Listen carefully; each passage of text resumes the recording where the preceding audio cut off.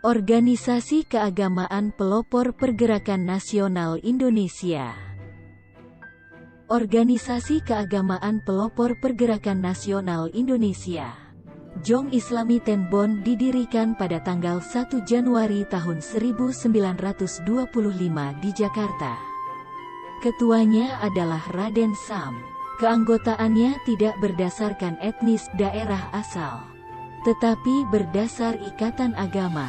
Dalam waktu singkat, Jong Islami Tenbon, JIP, mendapat sambutan di kota-kota lain, terutama di Jawa. Kongres pertama dilaksanakan pada tanggal 29 Desember tahun 1925 dan mengesahkan beberapa anggaran dasar organisasi.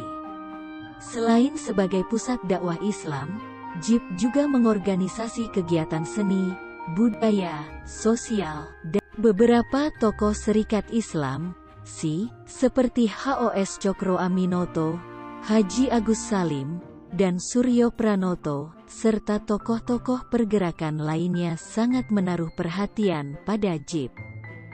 JIP tidak hanya memusatkan kegiatan untuk umat Muslim, tetapi beberapa kegiatan juga diperuntukkan bagi warga non-Muslim. Pada Kongres 3 di Yogyakarta tanggal 27 Desember tahun 1927, JIP telah menyinggung persatuan. Muda Kristen Jawi. Muda Kristen Jawi dibentuk tahun 1920. Pada perkembangannya, Muda Kristen Jawi berubah namanya menjadi Perkumpulan Pemuda Kristen, PPK. Awalnya, organisasi ini menggunakan bahasa Jawa sebagai bahasa pengantar. Setelah berubah menjadi PPK, bahasa pengantar digantikan oleh bahasa Indonesia.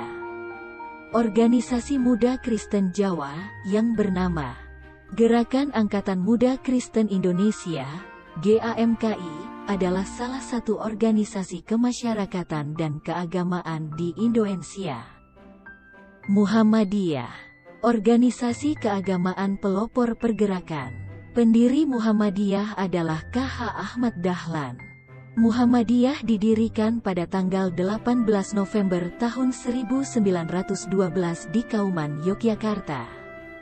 Tujuan Muhammadiyah antara lain mengembangkan dakwah Islam, mengembalikan ajaran Islam sesuai dengan Al-Quran dan Sunnah, hadis, membersihkan praktik keagamaan dari syirik dan bid'ah, mengembangkan pendidikan agama dan umum secara Muhammadiyah bukan organisasi politik sehingga pemerintah Belanda memberikan pengakuan badan hukum. KH Ahmad Dahlan mengembangkan dakwah dan pendidikan meniru beberapa sistem barat. Misalnya, biasanya untuk belajar mengaji sistem pondok tidaklah menggunakan meja dan kelas. KH Ahmad Dahlan mulai melakukan pembelajaran meniru sekolah-sekolah Eropa. KH Ahmad Dahlan juga membenarkan posisi kiblat dalam Masjid Keraton Yogyakarta, yang pada awalnya banyak ditentang oleh Kiai Sepuh.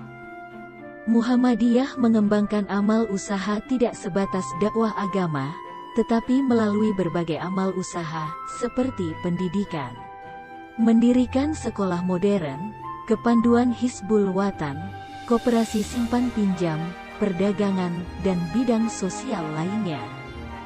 Muhammadiyah banyak mendapatkan simpati.